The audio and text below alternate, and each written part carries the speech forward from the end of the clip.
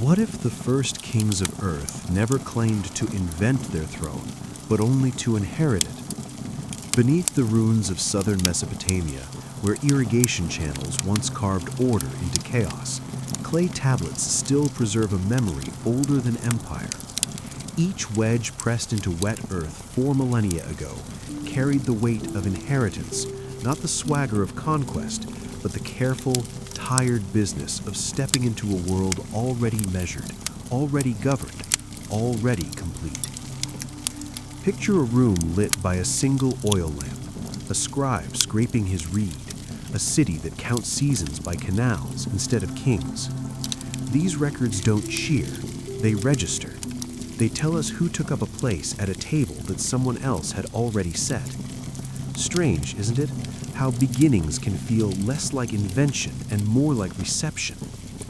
So before the silence deepens, take a moment. If you like histories that pry at the small, stubborn questions, give this video a like and subscribe, only if you're drawn to that kind of slow curiosity. And if you're still here, leave a comment telling me where you are and what time it is right now. I love imagining this same hush stretched across different roofs and time zones. All right, lights low, cup beside you. Let's lift the first tablet together and see what it remembers, as the past whispers through the present. The story begins not with invention, but with excavation. In 1849, British diplomat Austen Henry Layard uncovered fragments of cuneiform tablets near the ancient city of Nineveh, among the debris of collapsed libraries. He found something that should not have existed, a chronicle listing kings who ruled before the Great Flood, their reigns stretching tens of thousands of years. The document was clinical, bureaucratic, even written in the same accounting style used for grain stores and temple inventories. It was called the Sumerian King List, and it opened with words that still unsettle the timeline we've constructed for ourselves. After kingship descended from heaven, kingship was in Eridu. Not invented, not seized, not earned, descended. The tablet did not describe humans claiming power for the first time. It described them receiving an office that already existed, passed down from rulers whose names appeared alongside impossible reign lengths. 43,200 years for one king, 36,000 for another. Scholars have spent more than a century trying to explain those numbers away as metaphor, as symbolic inflation, as scribal error. But the scribes did not treat them as metaphor. They recorded these reigns in the same tone they used to measure barley and count cattle. No mythological embellishment, no divine poetry, just names, cities, and durations listed as though copying from an archive they believed to be factual. And then the flood arrived. The list marks it clearly, a dividing line between one age and another. After the waters receded, kingship returned, but the numbers changed. Post-flood rulers lived mortal lifespans. The tone shifted from cosmic administration to human governance. Something had ended. Something had been lost. When archaeologists excavated the cities mentioned in the King List, Eridu, Ur, Shuruppak, they found physical evidence of catastrophic flooding around 2900 BC. Layers of clean silt interrupting settlement debris, rebuilding efforts atop older foundations. The flood was not mythological convenience, it was stratigraphic fact. But here is where the silence begins to hum with implication. The cities rebuilt after the flood were not primitive restarts.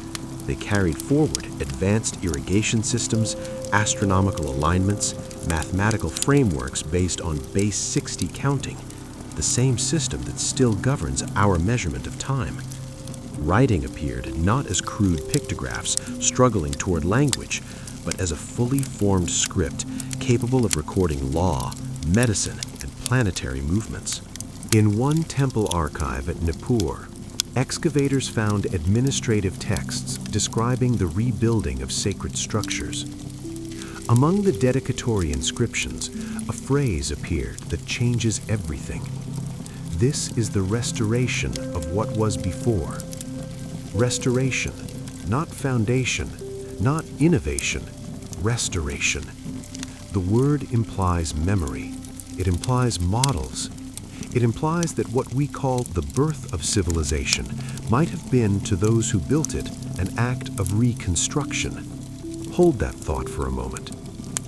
Imagine you are a scribe in ancient Uruk, pressing reeds into soft clay beneath the shadow of a ziggurat that rises in stepped layers toward the stars. You were recording a king's decree, but your training did not come from experimentation. It came from copying older tablets, which themselves were copied from tablets older still. Your calendar divides the year according to lunar cycles, calculated with precision. Your mathematics can predict eclipses. Your medical texts describe surgical procedures. And when you wonder where this knowledge began, your teachers tell you it was given, not discovered. Given by whom? The texts name them: Enu, Enlil, Enki, Ninhursag. In Sumerian records, these beings are not distant creators dwelling in abstraction. They are administrators, judges, measurers of time, assigners of cities and domains. The language that describes them lacks the reverence of worship. It reads more like bureaucracy, officials governing territories, settling disputes, establishing laws. The Anunnaki, in the earliest Sumerian sources, before later myths layered divinity upon them, the Anunnaki appear as governors of a structured world. They do not perform miracles. They allocate resources. They do not inspire hymns. They issue decrees. And then, after the flood, they withdraw. Not destroyed, not overthrown, simply absent. And humanity continues, alone, guided only by the memory of an order they believe was not originally theirs to create. This is not the story of gods in the way we imagine gods. This is the story of inheritance, of civilizations that never claimed to be first, but only to be what survived. From Sumer to Egypt, from the Indus Valley to Mesoamerica, cultures describe the same pattern. An earlier age of non-human governance, a catastrophic division, and humanity rebuilding in the aftermath. What changes is the names. What remains constant is the memory of succession. So the question emerges quietly, like dust settling after excavation. If humans did not invent civilization, then who did the ancients believe ruled before them? The answer begins in a museum basement in Istanbul, where a clay prism no larger than a wine bottle sits behind reinforced glass. It was discovered in 1906 by German archaeologist Hermann Hilprecht, buried beneath the ruins of Nippur's temple library. The prism's 4 sides contain 18 columns of cuneiform text, a complete version of the Sumerian King List, copied around 2100 BC from sources the scribe himself described as ancient. When Hilprecht first translated the opening lines, he reportedly sat in silence for several minutes, uncertain whether he had made an error, because the text did not describe the beginning of human rule. It described its resumption. The language is unnervingly precise. Before listing mortal kings with recognizable reign lengths, 23 years, 18 years, 36 years, the scribe records something else entirely. 5 cities, 8 rulers, reign lengths that span epochs, 28,800 years, 36,000 years, 43,200 years. Then a single sentence divides the entire chronicle. Then the flood swept over after that line. Everything changes. Cities rebuild. New dynasties emerge. But the reign lengths return to human scale. The cosmic administration ends. What follows is recognizable history. Flawed kings, short reigns, dynastic struggles. But what came before carries the weight of something the scribe could not invent and would not dismiss. This is not mythology dressed as history. This is history struggling to preserve something it inherited but could not fully explain. When archaeologists began systematic excavations across southern Mesopotamia in the late 19th and early 20th centuries, they expected to find the gradual evolution of civilization. Crude villages slowly developing into towns, towns into cities, simplicity into complexity. That is how progress is supposed to work. Instead, they found Uruk. The city appeared in the archaeological record around 3500 BC, as if stepping out of shadow, fully formed. 6-mile defensive walls constructed from millions of mud bricks. The White Temple rising on a platform 40 feet high, its corners aligned to cardinal directions with surveyor-level precision. Cylinder seals depicting complex religious iconography, administrative tablets recording grain distribution, labor assignments, and tribute payments in a writing system already mature enough to handle abstract concepts. There was no apprenticeship period, no evidence of experimentation. The pottery was wheel-thrown and mass-produced. The architecture was monumental and geometrically sophisticated. The bureaucracy was literate and organized. Archaeologist Samuel Noah Kramer, who spent decades translating Sumerian tablets, called it history's first sudden civilization. The phrase itself reveals the discomfort. Civilizations are not supposed to be sudden.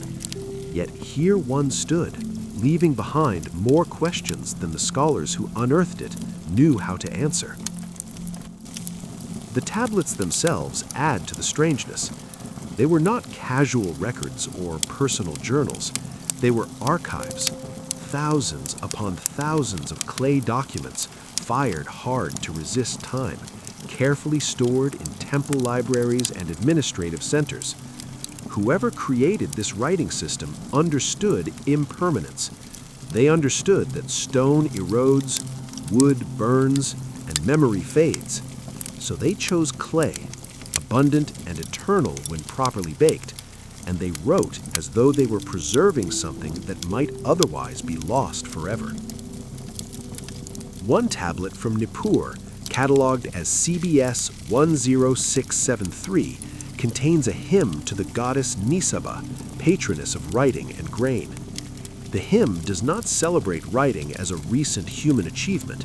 Instead, it describes Nisaba as having opened the house of learning and revealed the MI, a Sumerian concept referring to the fundamental principles governing civilization which existed before humans practiced them. The MI were not invented, they were discovered, or more accurately, remembered. Another text from the same archive lists the MI in detail: kingship, priesthood, truth, descent into the underworld, ascent from the underworld, the art of metalwork, the art of leatherwork, the art of building, wisdom, fear, strife, victory, counseling, judgment, decision-making. Over 100 fundamental elements of civilized existence, each treated not as something humans develop through trial and error, but as something already complete, waiting to be accessed.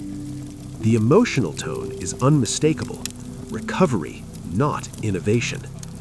And then there is the astronomy. In 1881, Jesuit scholar Joseph Epping began translating a series of clay tablets from Babylon that recorded the movements of Venus over a 21-year period. The observations were attributed to the reign of King Amisaduqa around 1650 BC, but the accuracy suggested much older source material. The tablets predicted Venus's appearances and disappearances with precision that required centuries of continuous observation, tracking patterns that repeat only every 584 days, calculating retrograde motion, noting heliacal risings. This was not primitive stargazing. This was mathematical astronomy. The Sumerians divided the sky into the zodiac we still use. They calculated the lunar month to within fractions of a second of modern measurements. They knew the orbital periods of the visible planets and encoded them into a sexdecimal system, base 60, which governs our division of hours into minutes, minutes into seconds, circles into 360 degrees.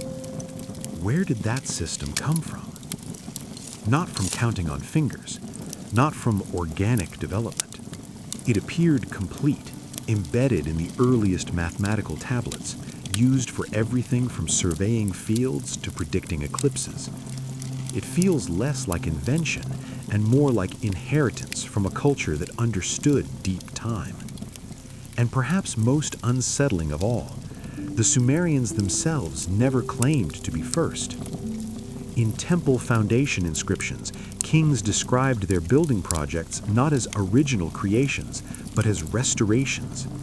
I rebuilt the temple as it was in ancient days. I returned the sacred structure to its former glory. Even in their moment of apparent genesis, they spoke as though they were recovering what had been.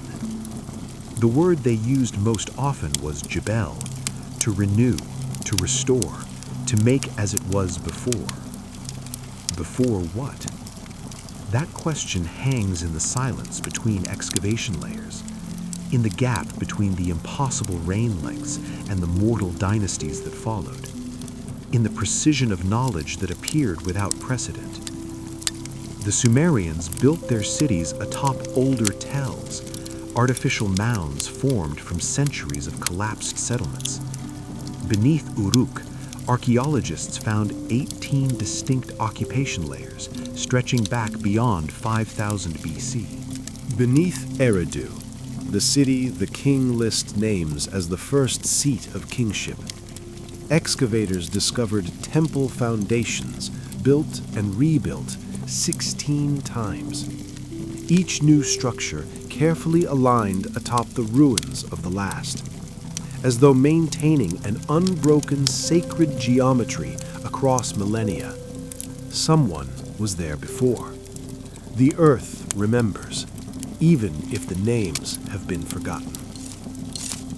And if the Sumerians were inheriting rather than inventing, if they were remembering rather than discovering, then the question becomes unavoidable. Who were the rulers they believed governed this world before human kings took the throne? In the Oriental Institute at the University of Chicago, a small clay tablet designated WB444 rests in climate-controlled storage. It measures roughly 4 inches tall, 3 inches wide, small enough to hold comfortably in one hand. The surface is covered in wedge-shaped impressions made by a reed stylus sometime around 2000 BC. Unlike the grand royal monuments or temple dedications, this tablet is administrative in nature, a list, a record, the kind of document a bureaucrat might consult when verifying the succession of authority. It begins with the phrase that has troubled historians for more than a century, Nam Lugal Anta Ed Deab in Sumerian. This translates directly as when kingship was lowered from heaven, not established by humans, not earned through conquest, not inherited from mortal ancestors, lowered, as though rulership itself existed before anyone on earth claimed it, residing somewhere above until the moment it descended to the first city. The scribe who pressed these words into clay was not writing poetry. The tablet continues in the same flat administrative tone used throughout Mesopotamian record-keeping. Lists of grain stores, temple inventories, land measurements. Yet embedded within this bureaucratic language is an assertion that destabilizes everything we assume about the origin of political power. The King List treats kingship as an office that predates its occupants. After establishing that kingship descended from heaven, the text immediately identifies where it landed, Eridu, the first city, and it names the first recipient, Alulim. Then it records his reign length, 28,800 years. The number sits there on the clay, wedged between the name of the city and the name of the next king, as matter of fact, as a harvest total. No explanation, no qualification, just a duration so impossibly long it forces a choice. Either dismiss the entire document as fantasy, or accept that the scribes were recording something they believed to be factually true, even if the meaning has become opaque across millennia. The second king, Algar, ruled for 36,000 years. The third, Enmenluana, 43,200 years. 5 cities, 8 kings. Reign lengths that span geological epochs, recorded in the same clinical style used for counting sheep and measuring barley. Then the flood arrives, marked with the same administrative brevity. The flood swept over. After the flood had swept over, when kingship was lowered from heaven, kingship was in Kish. The language mirrors the opening line exactly. Kingship lowered from heaven. But now it happens a second time, as though the office had been withdrawn during the catastrophe and then reinstated afterward. What returns, however, is fundamentally different. The first post-flood king, Gaur, ruled for 1,200 years, still impossibly long by human standards, but a fraction of the pre-flood reigns. His successor, Gulanidaba Anipad, ruled 960 years. The numbers continue to decrease through successive dynasties, until by the time the list reaches historically verifiable kings like Gilgamesh. The reign lengths settle into human lifespans. 21 years, 36 years, 15 years. The transition is gradual but unmistakable. Something changed after the flood. The cosmic administration diminished. Mortality reasserted itself. Scholars have proposed numerous explanations for these numbers. Perhaps they represent dynastic totals rather than individual reigns.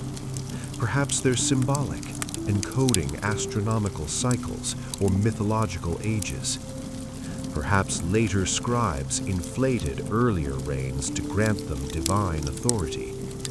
But none of these explanations account for the precision with which the numbers are recorded, nor the systematic way they decrease. If the figures were purely symbolic, why the careful mathematical progression? If they were political propaganda, why present them in such dry, unembellished language? The scribe offers no commentary, no divine intervention narrative, no miraculous events justifying the impossible durations. Just names, cities, and numbers, copied from older sources. The scribe himself could no longer fully contextualize, but refused to alter. One detail stands out in the structure of the list itself. Before each pre-flood king, the text uses the Sumerian word lugal, king, but it also frequently pairs it with the determinative sign for divinity. After the flood, this pairing becomes inconsistent, then disappears entirely. The office remains the same, the title remains the same, but the nature of those who hold it shifts from divine to human. Kingship did not change, the kings did. This is not a creation myth. Creation myths explain origins through divine action, gods shaping clay, breathing life, speaking worlds into existence. The Sumerian King List does none of this. It simply records succession, as though documenting the transfer of an administrative office from one regime to another. And when it describes who held authority before the flood, the text occasionally adds another layer of information. Several versions of the King List include marginal notes or parallel texts that identify these early rulers not just by name, but by category. They are called Anunnaki, a term that appears thousands of times across Sumerian, Akkadian, and Babylonian literature. In later myths, the Anunnaki become gods of the underworld, divine judges, cosmic legislators. But in the earliest references, the term carries a more functional meaning. The word itself breaks down as Anu-Naki, those who from heaven to earth came, or offspring of Anu.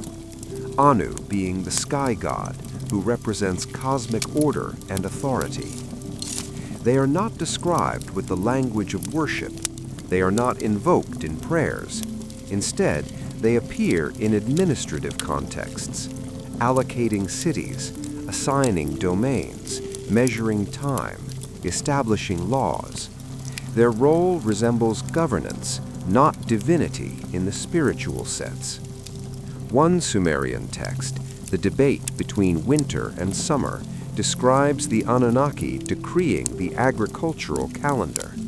Another, the Eridu Genesis, portrays them deciding the fate of humanity before the flood. In The Descent of Inanna, they sit in judgment as a council. In temple hymns, they're called the great gods who decree destinies, but the destinies they decree are terrestrial, harvest yields, water rights, territorial boundaries. The tone is civil administration, not cosmic mystery. And here, the silence grows heavy with implication. If kingship was an office that descended from heaven, and if the Anunnaki were the administrators who first held it, then the Sumerian King List is not recording mythology.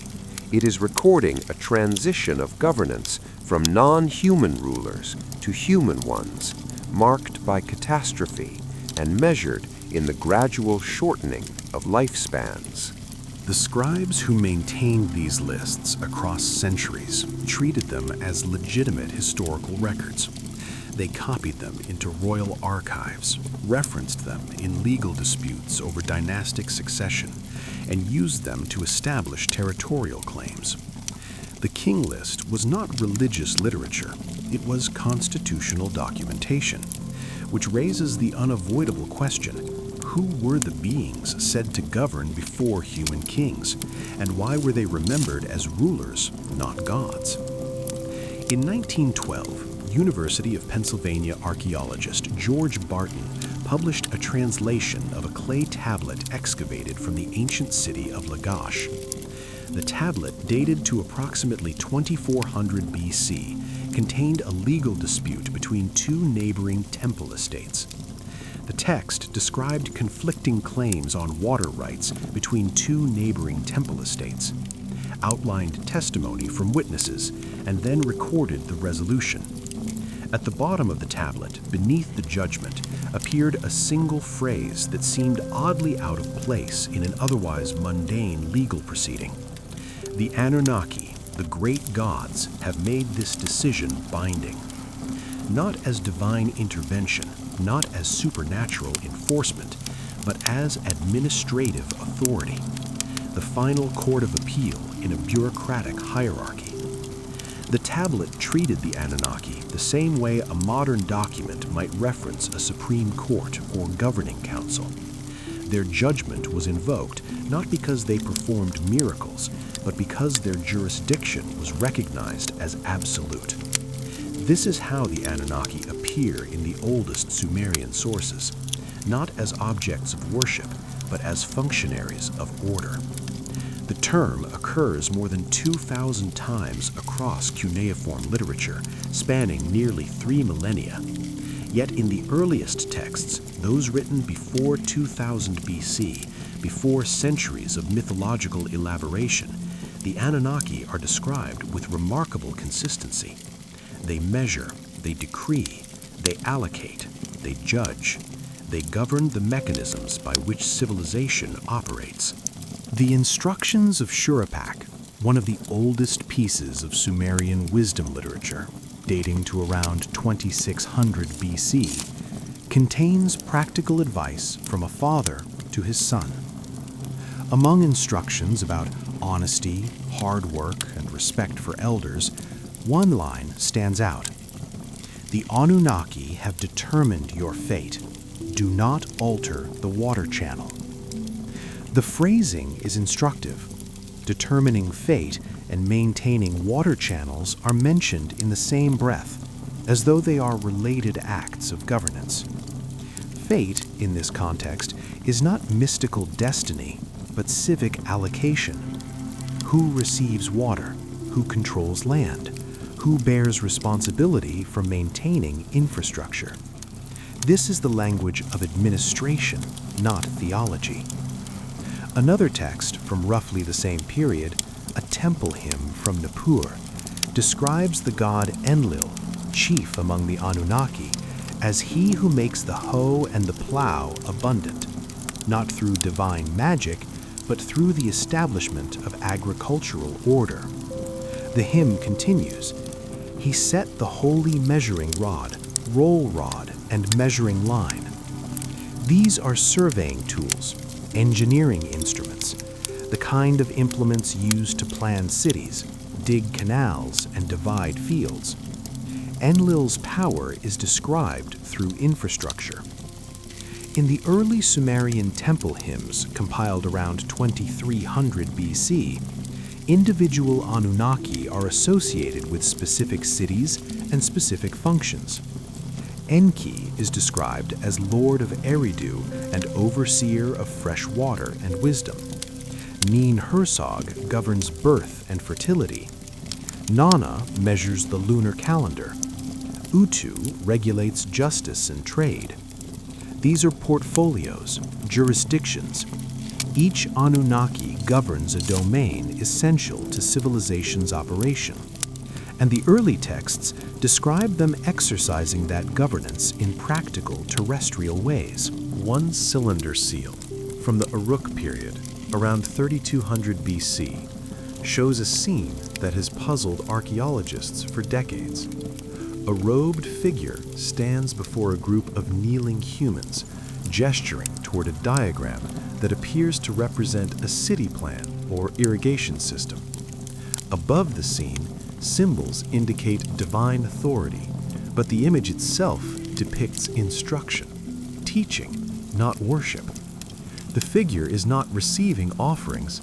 The humans are not prostrate in fear. The entire composition suggests a transfer of knowledge, a delegation of responsibility. This pattern repeats across hundreds of early texts and artifacts. The Anunnaki, as architects of order, interact with humanity not as distant creators, but as present administrators, establishing systems that humans are then expected to maintain. The Eridu Genesis, one of the earliest flood narratives, describes the world before catastrophe as a place where the Anunnaki were born and cities were built. It lists 5 cities, Eridu, Batibira, Larak, Sipar, and Shuruppak, and assigns each to the care of a specific Anunnaki. The word Gaza, which translates as divine power, but functionally means something closer to administrative responsibility or office. Each city was a jurisdiction, Each Anunnaki was an administrator. What distinguishes these early references from later mythology is the absence of supernatural embellishment. The Anunnaki do not hurl thunderbolts.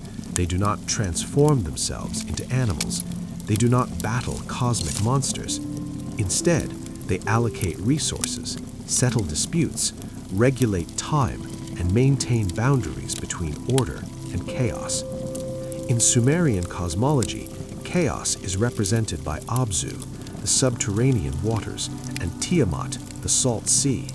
Both are forces that must be controlled, channeled, and measured to sustain civilization. Enki's primary function is governance over the Abzu, ensuring fresh water flows through canals rather than flooding settlements. This is hydraulic engineering framed in cosmic terms. The boundary between mythology and memory becomes difficult to locate. Consider the debate between sheep and grain, a Sumerian text that personifies agricultural resources as deities. The narrative describes a time before sheep and grain existed, when humans knew not the eating of bread and walked on all fours, eating grass. Then the Anunnaki create sheep and grain, teaching humans to weave, bake, and farm. Stripped of personification, the text describes the introduction of domesticated agriculture, the transition from hunter-gatherer existence to settled farming. The Anunnaki are credited not with creating life itself, but with organizing it into productive systems. They are innovators, perhaps engineers possibly. But always in these early texts, they are present, active, terrestrial. Then something changes. The Atrahasis epic, dating to around 1800 BC, but drawn from older sources, describes a crisis in the divine order. Humanity is multiplied beyond control. The noise of civilization disturbs the Anunnaki. Enlil decrees a solution: flood. But here is the crucial detail, often overlooked. The flood is not punishment for human sin. It is described as a practical measure to reduce population pressure. The language is administrative, even coldly pragmatic. And after the waters recede, the Anunnaki do not return to direct governance. Instead, they establish new parameters. Human lifespans are shortened. Fertility is limited. A buffer is created between the divine administrators and the human population. The text describes this as a treaty, a negotiated settlement between two parties who can no longer coexist in close proximity. The Anunnaki withdraw, not in death, not in defeat, but in deliberate separation, stepping back from active governance and leaving humanity to maintain the systems they established. Later texts, Babylonian, Assyrian, and subsequent retellings, transform the Anunnaki into underworld deities, cosmic judges, and abstract forces of fate. The functional details fade, the mythology thickens. By the time these stories reach Greek and Roman interpreters, the Anunnaki are unrecognizable, reduced to planetary gods and astrological symbols. But the earliest sources remember them differently, as governors who measured time, allocated land, regulated water, established law, and taught agriculture. As administrators of an ordered world, who, for reasons the texts struggle to articulate, could no longer remain present. The Sumerian King's List marks the transition clearly. After the flood, kingship descends from heaven a second time. But now it belongs to humans. The reigns return to mortal scale. The cosmic administration ends. What the texts preserve is not the moment the Anunnaki arrived, but the moment they departed, leaving behind cities, laws, calendars, and a haunting sense that the world was once governed more carefully than it is now. If the Anunnaki once ruled openly, what event marked the end of their governance? In 1929, British archaeologist Leonard Woolley was excavating the Royal Cemetery at Ur when his workers struck something unexpected beneath the tombs, a layer of clean water-laid silt. 11 feet thick, sterile and uniform, containing no pottery shards, no ash, no evidence of human habitation. Beneath this barren stratum lay the ruins of an earlier settlement, crushed mud brick walls, collapsed roofs, fragments of painted pottery from a style that had vanished from the archaeological record. Above the silt, civilization resumed. Below it, an older world ended. Woolley telegraphed the British Museum with a message that made international headlines. "We have found the flood." The claim was dramatic, perhaps too dramatic, but the physical evidence was undeniable. At some point around 2900 BC, a catastrophic inundation had buried the ancient city beneath sediment deposited by massive water flow. The layer was too thick to result from seasonal flooding, too uniform to be localized, and critically, it marked a clear discontinuity in material culture. What came after was different from what came before.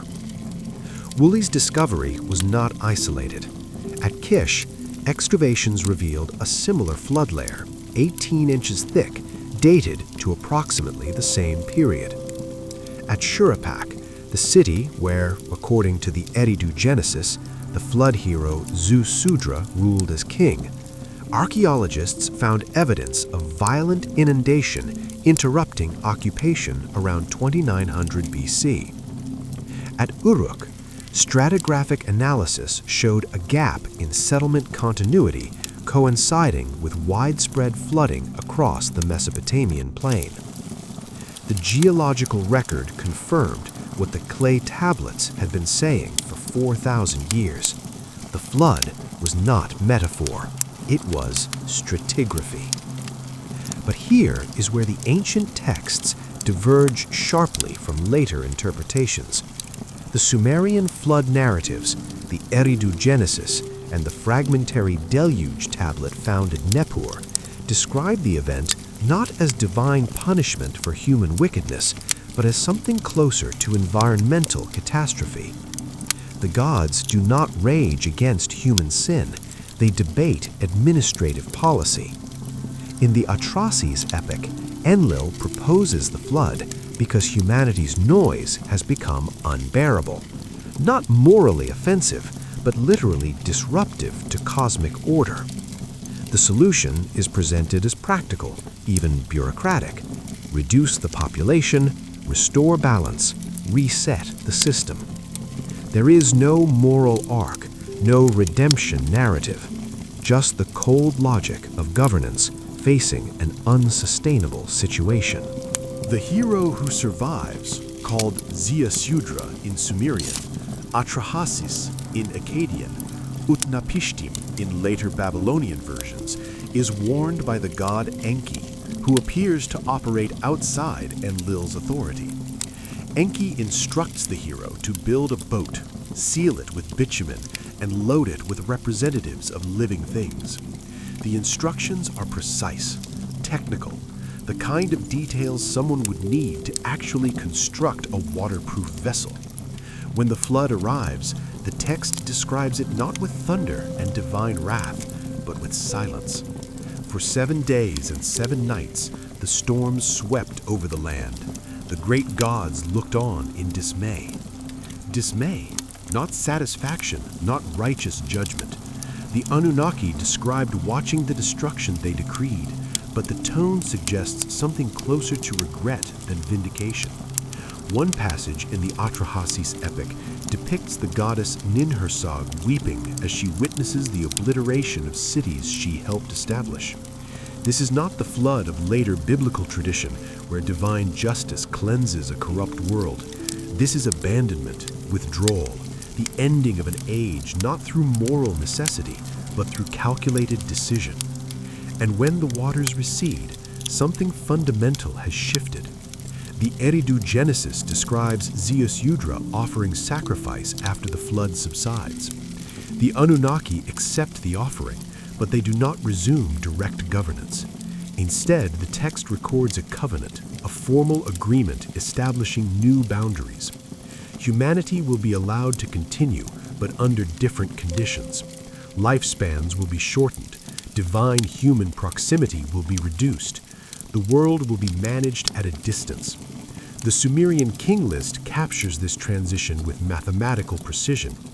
Before the flood, 8 kings, impossibly long reigns, direct divine administration. After the flood, kingship was lowered from heaven a second time, but now to human rulers, whose lifespans decrease systematically through successive dynasties. The first post-flood king, Jaur of Kish, ruled for 1,200 years. Still superhuman, but a fraction of the pre-flood durations. His dynasty's reigns declined steadily, 960 years, 840 years, 720 years. By the first dynasty of Uruk, reign lengths dropped to double digits. By the time the list reaches historically verifiable kings, the numbers are fully human: 18 years, 36 years, 25 years. The progression suggests not mythological inflation, but a gradual return to mortal parameters, as though some quality that once extended life was slowly dissipating, fading with distance from the pre-flood age. What the scribes recorded was not fantasy, but the memory of a threshold crossed before the flood. The world operated under one set of conditions, after it under another. The flood layers themselves tell a story of sudden violence, followed by patient rebuilding. At Ur, above Woolly's sterile silt, the city began again. New foundations were laid directly over the flood deposit, but they followed the same orientations as the structures buried below. Streets ran along the same axis. Temple platforms rose on the same sacred ground. The city that emerged was not a fresh start. It was a reconstruction, carefully aligned with the ruined template beneath. At Eridu, excavators found something even more revealing. Beneath the earliest visible temple, designated Temple 1 by archaeologists, lay 15 older temples built one atop another, each destroyed and rebuilt in succession. The lowest levels, dated to before 5000 BC, showed the same architectural plan as the uppermost. A central shrine, an offering table, an altar positioned to face the same direction. Across nearly 3,000 years and 16 iterations, the design never changed.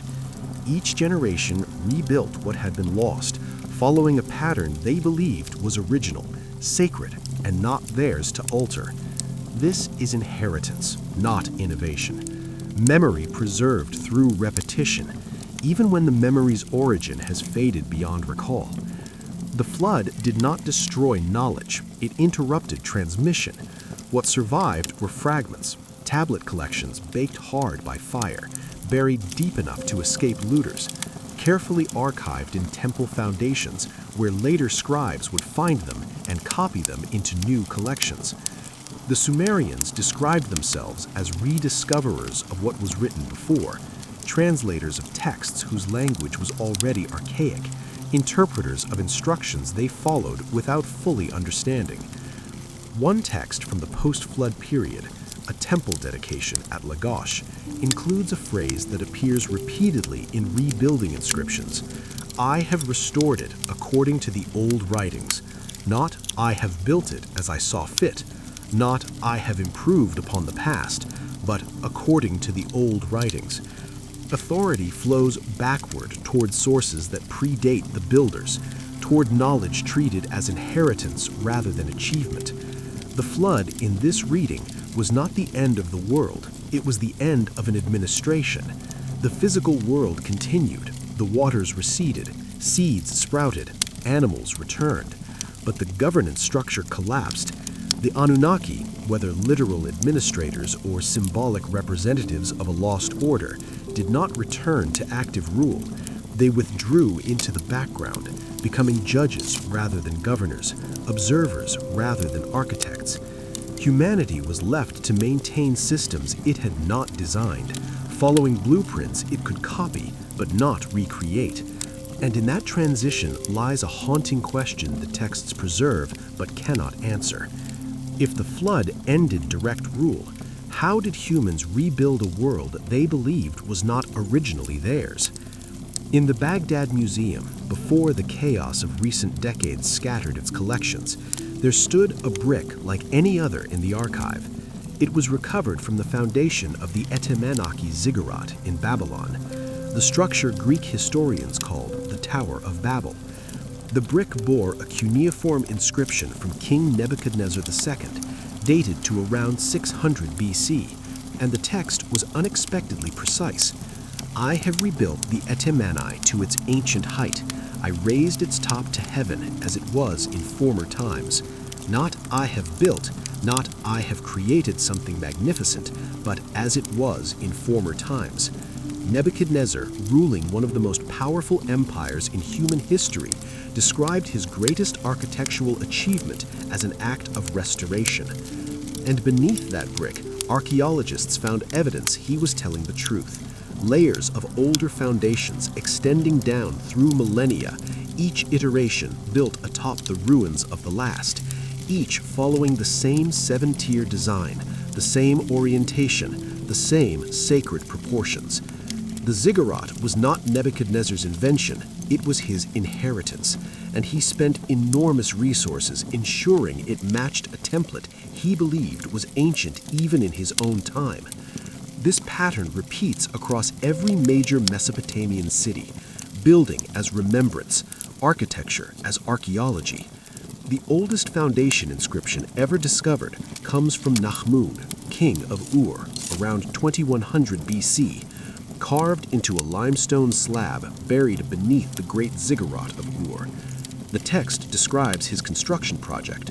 After the waters of the flood had swept over, when kingship was lowered from heaven, I rebuilt the temple of Nana as it existed from distant days. Urnammu does not claim to have designed the ziggurat.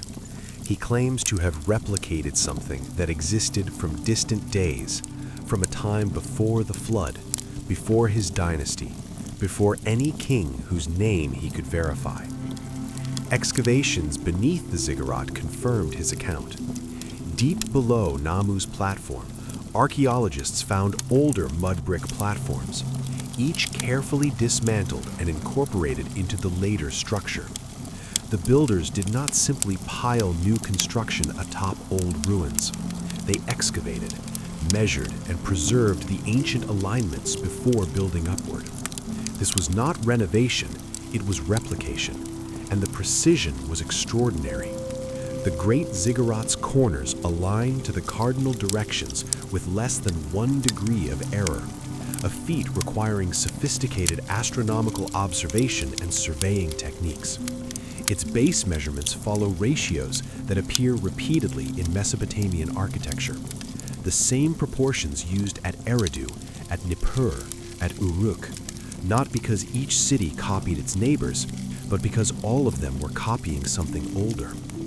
At Eridu, the pattern becomes even more striking. When Iraqi archaeologists excavated the city in the 1940s, they expected to find the usual sequence, modest beginnings gradually developing into monumental architecture. Instead, they discovered something that defied developmental logic.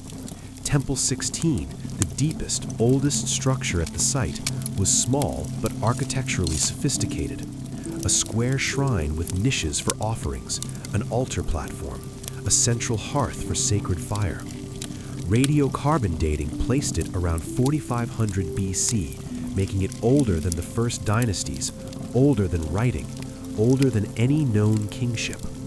Above it, Temple 15, built on exactly the same plan, slightly larger.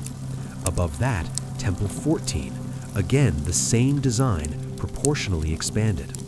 This continued through 18 distinct construction phases spanning more than 3,000 years. Each temple was richly buried beneath clean sand before the next was built. Each maintained the same orientation, the same internal layout, the same positioning of the altar. The only thing that changed was scale. The temples grew larger over time, but the sacred geometry remained constant. By the time construction reached Temple 6, the visible structure in the historical period, the building had become a massive platform temple. But beneath it lay 17 older versions, each a perfect echo of the first. Someone at the very beginning established a pattern, and every subsequent generation maintained it with absolute fidelity. Even as languages changed, dynasties rose and fell, and the original architects faded into prehistory. The ziggurat form itself embodies this principle. These stepped pyramids, rising in diminishing tiers toward the sky, were not practical structures. They contained no storage rooms, no defensive positions, no residential quarters. The massive labor investment, millions of mud bricks, decades of construction, entire city populations mobilized, produced buildings whose only function was symbolic. They were called Emin-An in Sumerian, House of the Foundation of Heaven and Earth. The name reveals their purpose. They were not monuments to kings or tributes to gods. They were architectural links between terrestrial and cosmic order, physical representations of a cosmological model that treated heaven and earth as mirrored domains requiring connection. The Enuma Elish, the Babylonian creation epic, describes this explicitly. After establishing cosmic order, the gods command, "Let us build a shrine, a recess for his abode. When we arrive, we shall find rest therein." The ziggurat was the earthly counterpart to a heavenly template. And if that template existed first in the divine realm, then every ziggurat built on earth was by definition a copy maintenance, not creation. The astronomical alignments reinforce this conclusion. At Ur, the ziggurat's corners mark the cardinal points with precision that requires deliberate calculation. At Uruk, the White Temple sits atop a platform oriented 15 degrees off cardinal north, an angle that precisely matches the tilt of the ancient city's street grid, suggesting the entire urban plan followed a predetermined astronomical framework. At Babylon, the Anunnakis' 7 tiers were associated with the 7 classical planets. Each level painted a different color corresponding to planetary symbolism: black for Saturn, white for Jupiter, red for Mars. This was not decorative choice, it was cosmological mapping, translating celestial hierarchy into architectural form. But here is the disturbing question. How did the earliest builders know these patterns? The oldest ziggurats predate advanced mathematics, predate written astronomy, predate any surviving record of surveying techniques capable of such precision. Yet the alignments are there, embedded in structures from the very beginning of monumental architecture. Either the builders possessed knowledge far beyond what the archaeological record suggests, or they were copying templates they had inherited from an earlier, more sophisticated source. One inscription from the temple of Ningirsu at Lagash, dated to around 2050 BC, describes the king Gudea receiving the temple's design in a dream. The goddess Nidaba appears to him holding a lapis lazuli tablet inscribed with the plan of a temple, and she instructs him to build according to the pattern shown.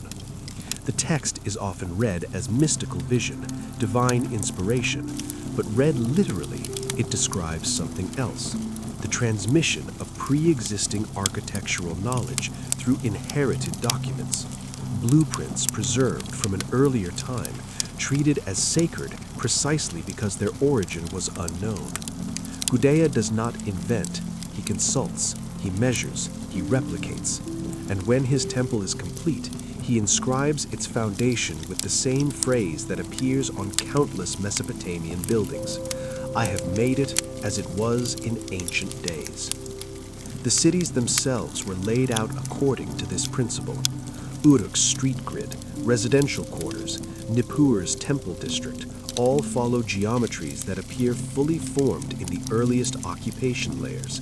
There is no trial and error visible in the archaeological record, no gradual refinement of urban planning. The cities emerge organized as though following plans that predated their construction. At Nippur, excavators found something particularly revealing: a clay map dated to around 1500 BC, showing the city's layout. Parks, gates, temples, and canals are all precisely marked. But the map included structures that had not existed for centuries, buildings destroyed in earlier conflicts, neighborhoods abandoned and buried. The map was not documenting contemporary reality. It was preserving an ideal form, a memory of how the city should be arranged, even if later generations could no longer maintain that perfection. This is what defines Mesopotamian civilization, not the ambition to surpass the past, but the discipline to preserve it. Every brick laid in alignment with ancient foundations, every temple rebuilt on sacred ground, every ziggurat rising in tiers that mirrored cosmic order. The entire civilization organized around the principle that what mattered most had already been established, and humanity's role was not to innovate, but to remember, to maintain what had been given. But that raises the question the texts themselves cannot answer. Where did the knowledge used to rebuild these cities come from? In the British Museum, catalog number K160 holds a fragment of clay no larger than a smartphone. It was excavated from the library of Ashurbanipal in Nineveh in the mid-19th century, part of a collection spanning thousands of years of accumulated knowledge. The tablet is a mathematical text dated to around 1800 BC, but copied from sources the scribe himself identifies as ancient writings from before the flood. The surface contains a geometric problem calculating the diagonal of a rectangle using what we now call the Pythagorean theorem. The solution is presented not as discovery, not as the result of mathematical experimentation, but as established fact. No proof is offered, no derivation shown, just the answer, precise and complete, as though the scribe were copying from a reference manual whose origin he could not trace. Below the calculation, a brief colophon appears, written according to the old text: Wisdom from the House of Enki. The House of Enki, the god credited with governance over fresh water, wisdom, and what the Sumerians called Namku, the secrets of craft. Not the inventor of mathematics, but its custodian. Not the creator of knowledge, but its transmitter. This is how Mesopotamian texts describe their own intellectual foundations as inheritance, not innovation. The same pattern appears across every domain of advanced knowledge. Writing itself, the technology that made all other knowledge preservation possible, was attributed to the goddess Nisaba. Temple hymns describe her not as inspiring human invention, but as revealing the tablet and opening the house of learning. The language suggests disclosure of something that already existed, waiting to be accessed. One text from Uruk, dated to approximately 2600 BC, contains a prayer to Nisaba before beginning a scribal exercise. Lady who knows the inmost secrets, who possesses the lapis lazuli tablet, open for me the secrets of your wisdom. The lapis lazuli tablet, a symbolic object representing fixed, permanent knowledge inscribed in stone rather than clay. Knowledge that existed before the scribe, before his teachers, before the institution of writing itself. And indeed, when cuneiform appears in the archaeological record around 3400 BC, it is already systematic. Over 1,200 distinct signs capable of representing syllables, words, and abstract concepts. There are no preliminary stages, no simpler proto-crypts showing gradual development. The writing system appears fully functional, immediately employed for complex accounting, legal contracts, and administrative records. Linguist Denise Schmont-Berat proposed that cuneiform evolved from clay tokens used for accounting. But the tokens themselves, small geometric shapes representing quantities of grain, animals, or oil, appear suddenly around 3500 BC with no clear predecessors. And the leap from three-dimensional tokens to two-dimensional signs requires conceptual abstraction that should leave developmental traces, yet none exist. The system appears complete. Astronomy shows the same pattern. The Venus tablet of Amisaduqa, copied during the reign of a Babylonian king around 1650 BC, records the movements of Venus with astonishing precision. The tablet tracks the planet's heliac rising and setting over a 21-year period, noting its disappearances behind the sun and reappearances on the horizon. The accuracy requires centuries of continuous observation, tracking a cycle that repeats every 8 years but shifts against the calendar, requiring long-term pattern recognition. But here is the anomaly. The observations are not presented as recent discoveries. The text explicitly states it was copied from older tablets dating to the first dynasty of Babylon, around 1900 BC, which were themselves copied from earlier sources. One marginal note reads, according to the old observations of Anu and Enlil. Anu and Enlil, two of the principal Anunnaki, credited with celestial knowledge before any human king ruled. The scribes were not claiming to have made these observations themselves. They were preserving them, passing down astronomical data whose origin disappeared into prehistory. The 60-plus tablets, dated to around 1000 BC, but containing material from at least a millennium earlier, list constellations, star risings, and planetary movements. The text describes the sky with the confidence of long familiarity. Not the hesitant observations of pioneers learning to map the heavens, but the refined notation of experts maintaining an inherited catalog. And the mathematics embedded in these astronomical texts is equally sophisticated. Base 60 counting, the sextodecimal system still used to measure time and angles, appears without explanation in the earliest Sumerian mathematical tablets. No simpler base 10 precursor exists.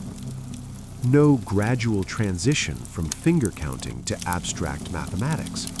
The system is simply there, fully operational, capable of expressing fractions, calculating areas, and solving algebraic problems. One tablet from Nippur, dated to around 2000 BC, contains a problem involving compound interest, calculating the growth of a loan over multiple years. The solution uses exponential functions, demonstrating mathematical concepts that should not exist without extensive theoretical development. Yet the tablet presents the formula as common knowledge, something any trained scribe would recognize. Medicine follows the same trajectory. The diagnostic handbook attributed to the physician Esagil Kin Api, dated to around 1000 BC, but drawing on sources centuries older, lists symptoms, diagnoses, and prognosis for dozens of conditions.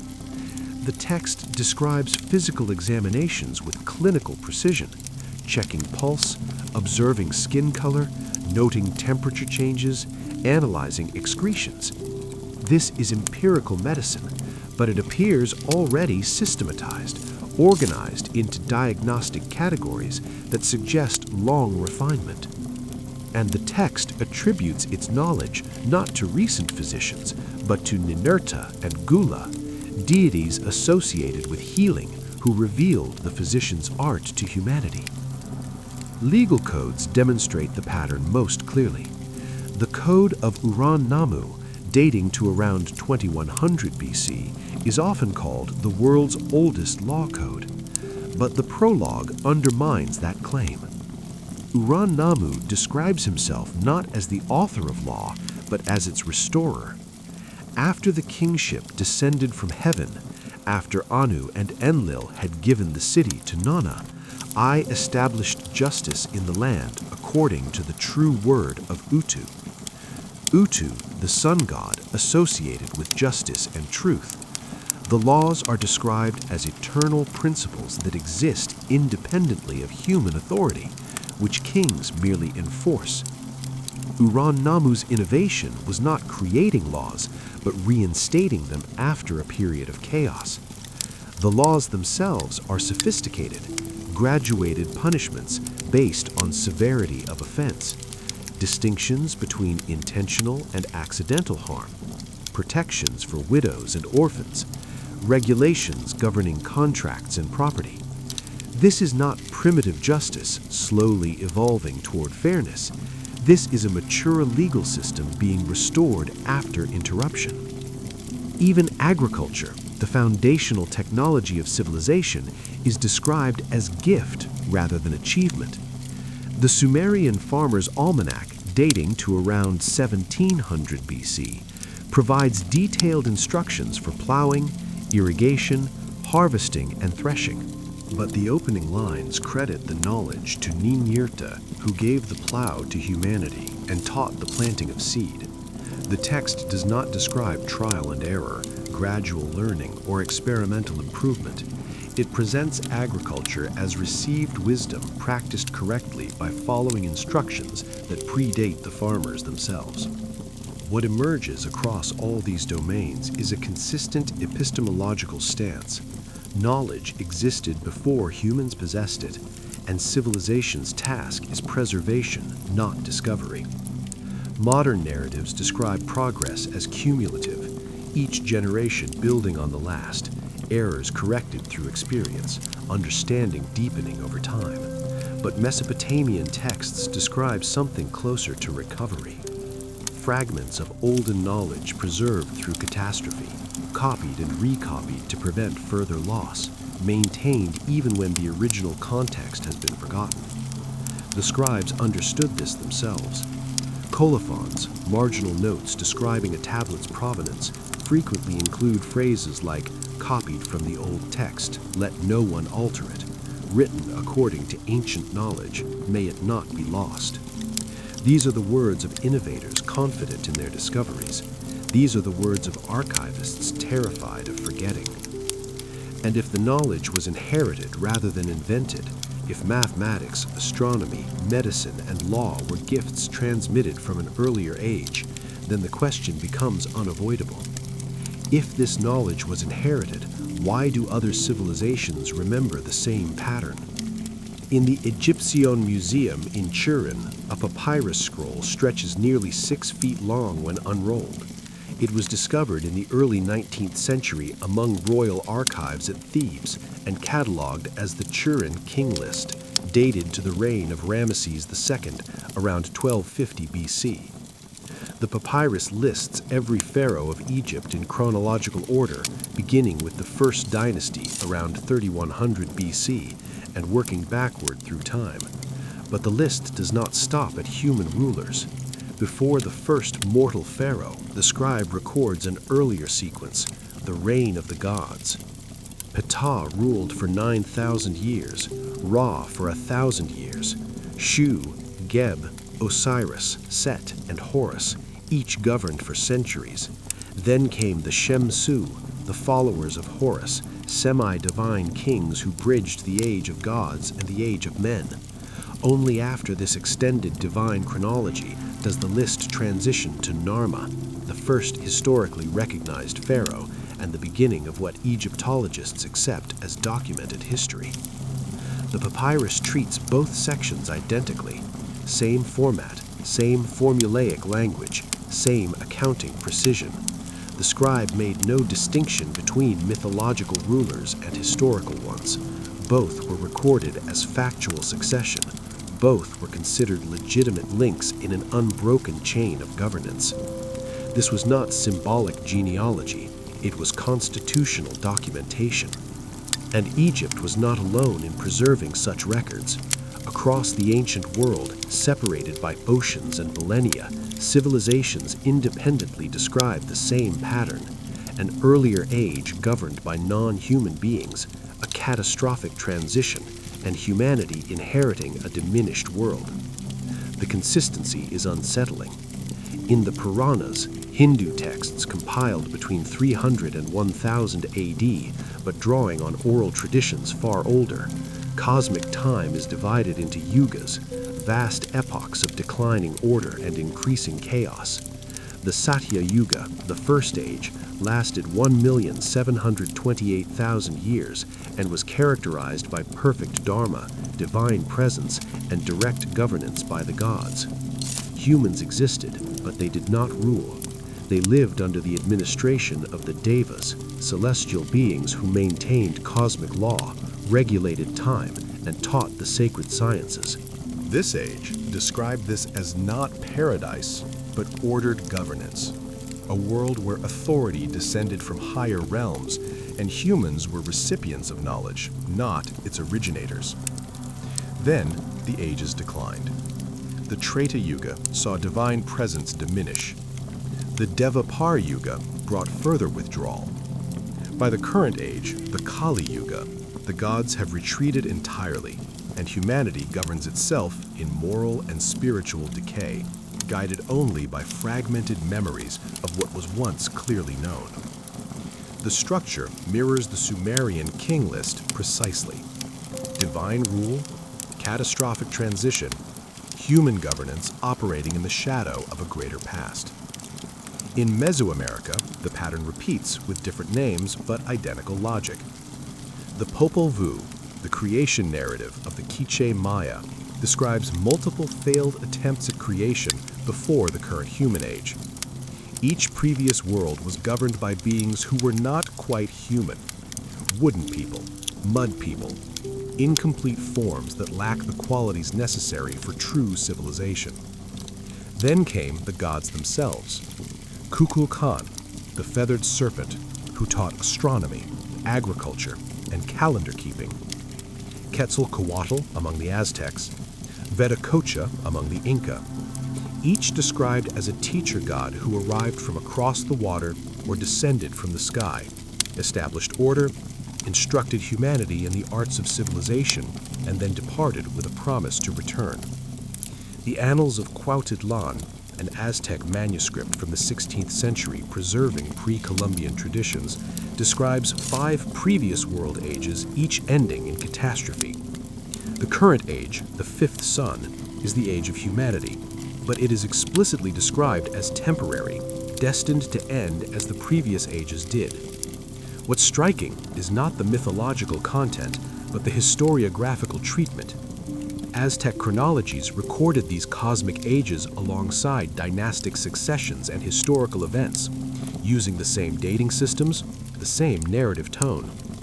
The reign of Quetzalcoatl was not categorically different from the reign of later Tatlawani emperors. Both were treated as legitimate rulers whose governance shaped civilization. In China, the pattern appears again. The Bamboo Annals, a chronological history compiled around 300 BC from texts purportedly discovered in an ancient tomb, begins with the reign of the Han, the Yellow Emperor, around 2697 BC. But before him, the chronicle lists earlier rulers, the 3 sovereigns, who governed for thousands of years each, teaching agriculture, medicine, and governance. Fuxi, the first sovereign, was credited with revealing the I Ching, the hexagram system used for divination and cosmological mapping. Shennong taught herbal medicine and agriculture. Nuwa established marriage customs and social order. Each is described not as inventing these things, but revealing or transmitting them, knowledge that existed before human implementation. Later, Confucian scholars struggled with these accounts. Were the 3 sovereigns literal beings or symbolic representations of cultural developments? The texts themselves refuse that distinction. They record reigns, list accomplishments, and treat these figures as historical administrators whose governance predated the first verifiable dynasties. Even in the Pacific, Isolated island cultures preserve similar memories. Hawaiian tradition describes the Menehune, a race of master builders who constructed temples, fish ponds, and roads before the arrival of Polynesian settlers. The structures attributed to them, like the Alakoko fish pond on Kauai, demonstrate engineering sophistication that seems disproportionate to the island's known settlement chronology. Maui oral histories speak of the Patu Paiarehe, pale-skinned beings who possessed advanced knowledge and lived in New Zealand before the Polynesian migration. They withdrew into the forests and mountains as human settlement expanded, leaving behind only scattered remnants of their presence. These are not global myths, clearly derived from a common source. They emerge from cultures with no documented contact, separated by geography and chronology, yet they share structural elements that suggest not diffusion, but independent preservation of a pattern. Governance by non-human or semi-divine beings, transmission of advanced knowledge, catastrophic transition, withdrawal of the earlier rulers, humanity inheriting systems it did not create. The question is not whether these cultures borrowed from each other. The evidence for that is absent. The question is why they would independently develop the same narrative framework. One possibility, universal psychological archetypes, humanity's natural tendency to project authority onto imagined divine ancestors. But this explanation falters when confronted with specificity.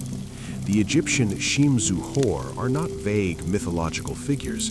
They are listed with reign lengths associated with specific nomes, provinces, and credited with establishing legal and religious institutions that persisted into historical periods. The Mahabharata describes the weapons and flying machines of the gods with technical detail that reads less like fantasy and more like corrupted memory of technologies the authors could no longer replicate. The Sumerian tablets listing the Anunnaki's administrative assignments, who governed which city, who controlled which domain, are not archetypal stories. They are bureaucratic records, the kind of text civilizations produce when documenting actual governance structures. If these were purely symbolic, why were they treated with the same archival rigor as verifiable historical records? The ancient scribes, priests, and historians who preserved these accounts did not categorize them as mythology. They integrated them into chronologies, referenced them in legal arguments, used them to establish territorial claims and dynastic legitimacy. They treated pre-human rule not as metaphor, but as historical fact, requiring documentation. And perhaps most tellingly, they describe the end of that rule with profound loss, not liberation. The Egyptian texts lament the departure of the gods. The Hindu Puranas describe the declining yugas with nostalgia for divine governance. The Mesoamerican accounts anticipate Quetzalcoatl's return because his absence is experienced as abandonment.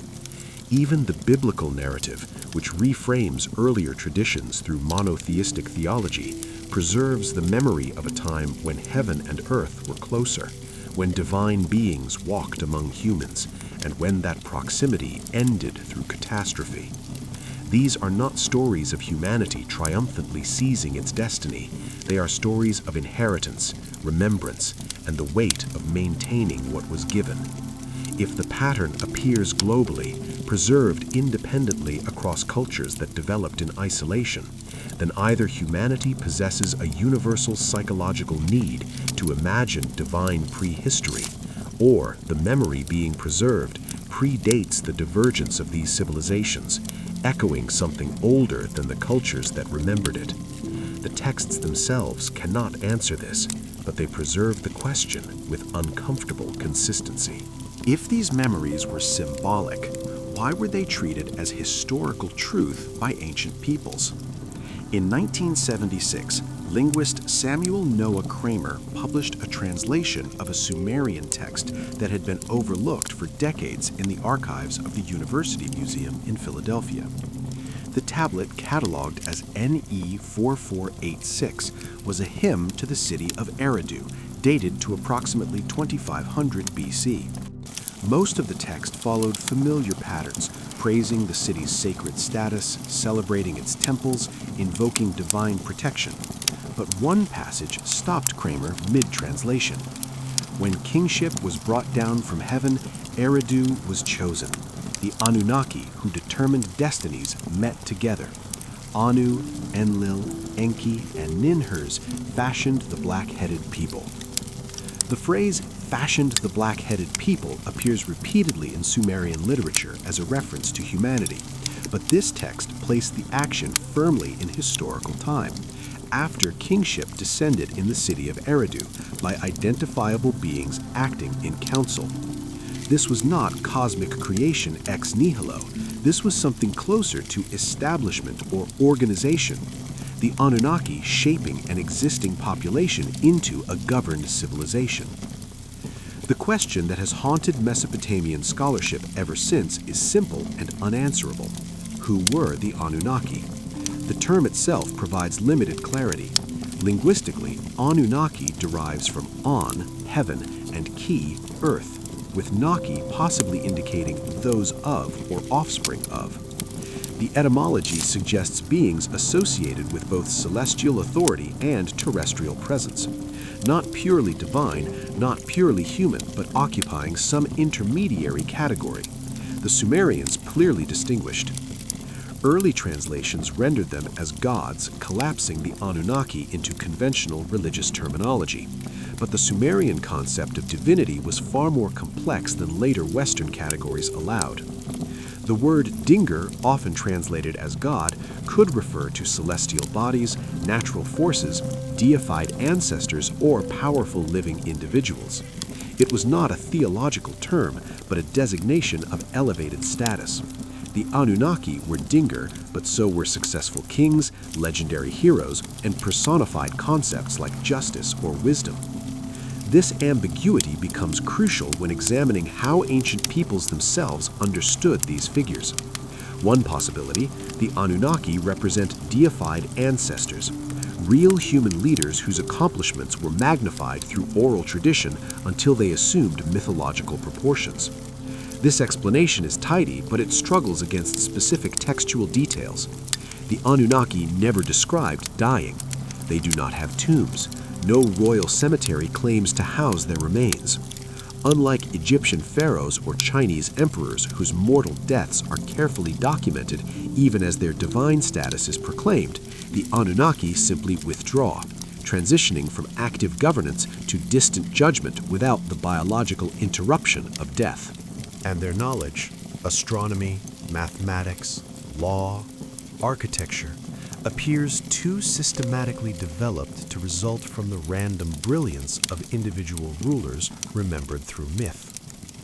A second possibility, the Anunnaki represent a lost elite culture, a sophisticated civilization that either preceded the Sumerians or coexisted with them before being destroyed by catastrophe. This interpretation accounts for the sudden appearance of advanced knowledge without developmental stages. Perhaps the flood did not end human civilization entirely, but rather destroyed a specific culture whose survivors transmitted fragments of their knowledge to the populations that rebuilt afterward.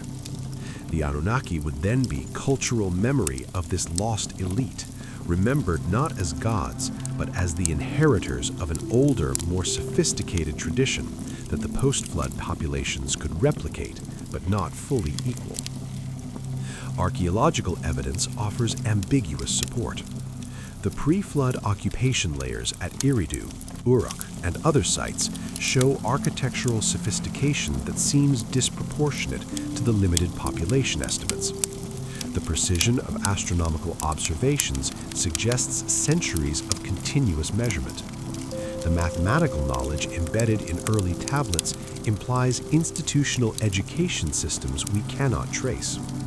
But no distinctive material culture identifies these supposed elites. No separate burial practices, no unique pottery styles, no obvious discontinuity in the archaeological record beyond the flood layers themselves. A third possibility, The Anunnaki are mythic memory of governance itself, symbolic personifications of the abstract principles required to maintain civilization. In this reading, Enki represents hydraulic engineering and water management, and Lil embodies atmospheric order and agricultural cycles. Nin-Her-Sog personifies birth and biological continuity. Each Anunnaki becomes a conceptual category rather than an individual being. Humanity's way of organizing and remembering the complex systems that make civilization possible. This interpretation has psychological appeal. Humans naturally personify abstract forces. We speak of justice as blind, fortune as fickle, death as a reaper. Perhaps the Anunnaki were similar cognitive tools, ways of conceptualizing and transmitting technical knowledge before the development of systematic science. Yet this explanation cannot account for the bureaucratic specificity of the texts. When tablets list which Anunnaki governed which city, record their administrative decisions, and describe their councils as resolving practical disputes, the language resists purely symbolic interpretation. Symbols do not meet to decide water rights. Metaphors do not establish legal precedent. The texts describe actions, not attributes. The truth may be that certainty is impossible. The Sumerians themselves, writing 4,000 years ago, were already recording texts they described as copies of older sources. By the time we can read their accounts, the Anunnaki had already transitioned from active presence to distant memory. Whatever the Anunnaki were, deified ancestors, lost elite, symbolic framework, or something the evidence cannot yet accommodate, the Sumerians did not have direct access to the answer either. What they had was inheritance, tablets copied from tablets, temples rebuilt on ancient foundations, laws enforced because they were considered eternal.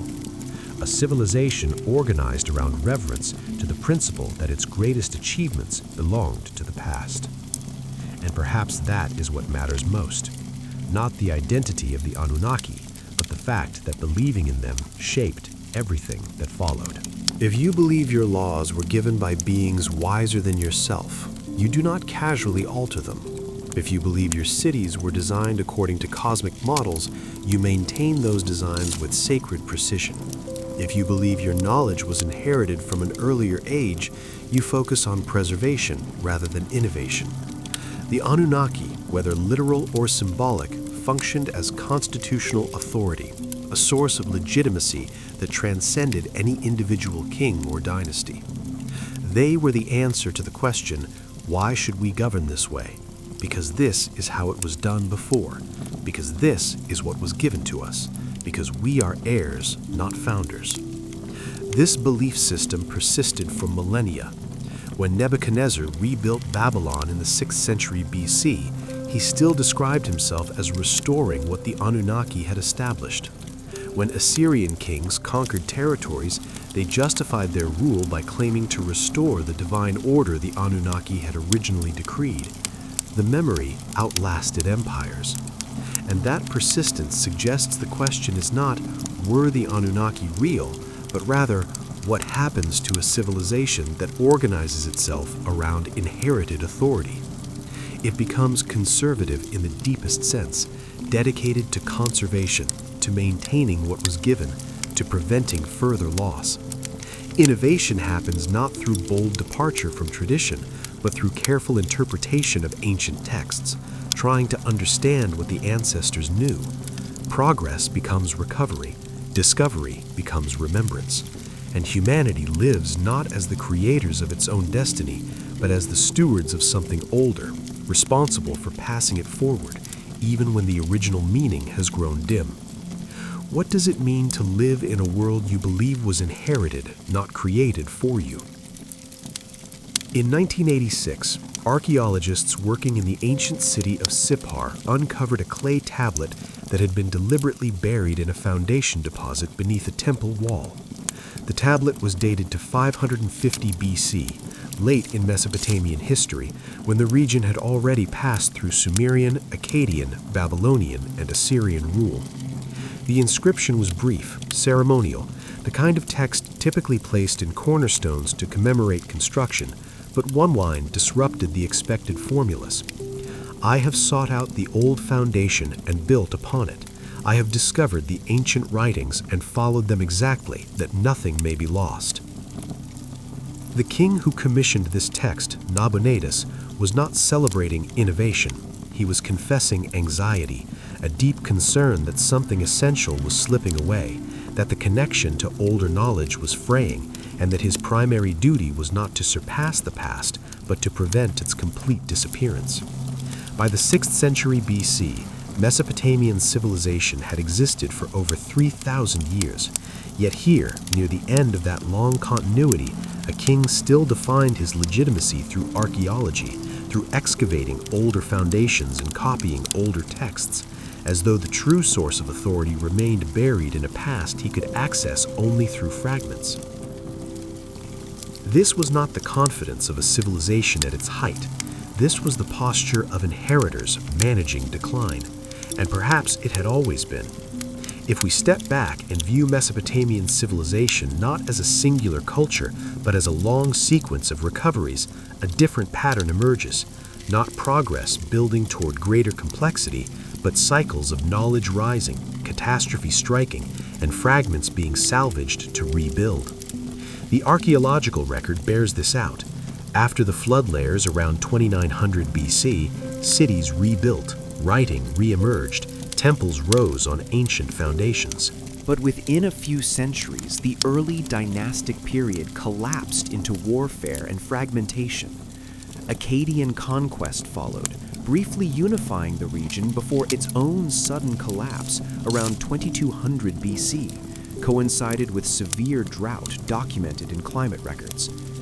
The third dynasty of Ur restored order around 2100 BC, but it too fell within a century to invasion and internal collapse.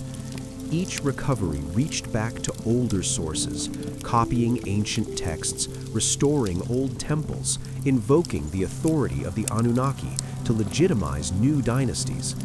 Knowledge did not accumulate smoothly. It resurged, then faded, then resurged again. One tablet from the Old Babylonian period, around 1800 BC, contains a scribal lament. The old writings are damaged. The ancient knowledge grows dim. We copy what we can understand and preserve what we cannot. The scribe was acknowledging that even in his time, still within what we consider ancient history, much had already been lost. He was working with sources he could not fully interpret, preserving them mechanically because their authority was recognized even when their meaning was obscure. This is the pattern that defines post-flood civilization, custodianship of inheritance poorly understood. Consider what the Mesopotamians preserved across millennia: mathematical tablets solving problems that would not re-emerge in Western mathematics until the Renaissance, astronomical tables tracking planetary cycles over centuries, medical diagnostic procedures that presuppose systematic empirical observation, legal codes balancing individual rights and social order with philosophical sophistication. None of this knowledge shows steady, linear development. It appears, persists through careful copying, occasionally expands, then contracts during periods of collapse, only to be revived when stability returns. The historical trajectory is not an upward curve, but a wave, cresting, breaking, reforming, and always the reforming required looking backward. When Hammurabi codified laws around 1750 BC, his prologue explicitly states he was restoring justice as it was in the days of old. When Ashurbanipal built his great library at Nineveh in the 7th century BC, he dispatched scholars across the empire to find and copy ancient tablets, prioritizing preservation over composition. The entire civilization operated on the assumption that the highest wisdom belonged to the past. But here is the question that haunts this perspective. If knowledge could be lost so completely that later generations preserve texts they could not fully understand, what had already been lost before the first tablet was written? The Sumerian King List begins with kingship descending from heaven, but it does not describe what preceded that descent. The Eridu Genesis mentions the Anunnaki creating order, but it does not explain what existed before chaos was organized. There is always an earlier stratum the texts reference but cannot access. Temple foundation deposits contain tablets describing buildings as restorations of structures from before the flood, but no architectural plans survive from that era. Medical texts cite procedures according to ancient practice, but the experiments and observations that developed those practices are absent from the record. The earliest accessible sources are already pointing backward to something older.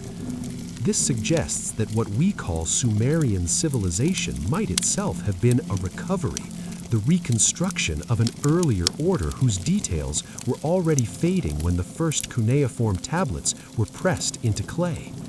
And if that is true, then human history as we understand it begins not at the beginning, but in the middle of a much longer story. What came before writing? The texts say, knowledge was given, laws descended from heaven. The ME existed before humans practiced them. Whether this reflects literal transmission from an earlier culture, symbolic memory of a lost developmental phase, or something the evidence cannot yet accommodate, the belief itself shaped everything that followed. Mesopotamian civilization did not organize itself around conquest, expansion, or innovation. It organized itself around memory, the sacred duty to preserve what had been entrusted, to maintain what had been established, to prevent further loss. This is why ziggurats were rebuilt in exactly the same form for millennia, why mathematical formulas were copied without alteration even when their applications were forgotten, why legal codes invoked ancient authority rather than royal decree, why scribes spent their lives copying tablets from older tablets, preserving texts whose purpose was no longer clear. The culture was not static. It adapted to new challenges, responded to invasions, developed new technologies, but it never claimed these adaptations as original achievements. Every innovation was framed as recovery, every advancement as restoration of what had been. Perhaps this is what it means to live as heirs rather than founders. You do not casually discard what you believe was given.